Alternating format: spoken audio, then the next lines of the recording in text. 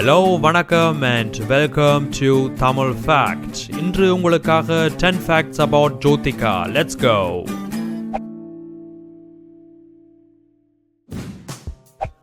தமிழ் படங்கள்ல நடிக்க ஆரம்பித்த போது ஜோதிகாவுக்கு தமிழ் பேச தெரியாத காரணத்தினால் அதை படங்களில் காட்டிக்கொள்ளாமல் இருப்பதற்கு எனக்கும் தமிழ் தெரியும், எனக்கும் தமிழ் புரியும் என்கிற உணர்வை மக்களுக்கு உணர்த்துவதற்கு ஃபேஸ் எக்ஸ்பிரஷன்ஸ் மூலமாக அவங்க அதை வெளிப்படுத்தி இருந்தாங்க. டோலி சஜா கே ரக்னாங்கிற ஹிந்தி திரைப்படம் மூலமாக வெள்ளித்திரையில் ஜோதிகா அறிமுகமானாங்க. நடிகை நக்மா ஜோதிகாவின் ஹாஃப் சிஸ்டர் ஆவார். சென்னைக்கு வந்த பின்னர் ஜோதிகா சந்தித்த முதல் நபர் இப்பொழுது அவங்களோட கணவராக இருக்கும் நடிகர் சூர்யா தான். ஜோதிகாவின் முதல் வெற்றி படம் எஸ்.ஜே. சூர்யா இயக்கிய குஷி என்கிற திரைப்படம்.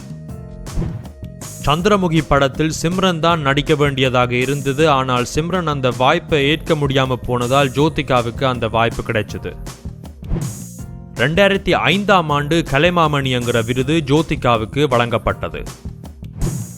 சைல்ட்ஹுட் எஜுகேஷனுக்கு முக்கியத்துவம் கொடுக்கும் வகையில் சூர்யாவின் தலைமையில் எடுக்கப்பட்ட ஹீரோவா ஜீரோவா என்கிற ஒரு ஷார்ட் பிலிமிலும் கூட சூர்யா, விஜய் மற்றும் மாதவன் போன்றவர்களுடன் ஜோதிகாவும் நடிச்சிருந்தாங்க. அவங்களோட திரைத்துறை பயணத்தை 8 வருஷத்துக்கு நிறுத்துவதற்கு முன்னாடி அர்ஜுன், பசுபதி மற்றும் வடிவேலு போன்ற நடிகர்களுடன் நடித்த மணிகண்டா என்கிற திரைப்படம் தான் தமிழில் அவங்களோட கடைசி ரிலீஸாக இருந்தது. தற்பொழுது ஷூட் பண்ணப்பட்டு கொண்டிருக்கும் மகளிர் மட்டும் என்கிற படத்தில் சரண்யா பொன்வண்ணன், பானு பிரியா மற்றும் ஊர்வசி போன்ற நடிகர்களுடன் இணைந்து ஜோதிகாவும் நடிச்சு கொண்டிருக்காங்க.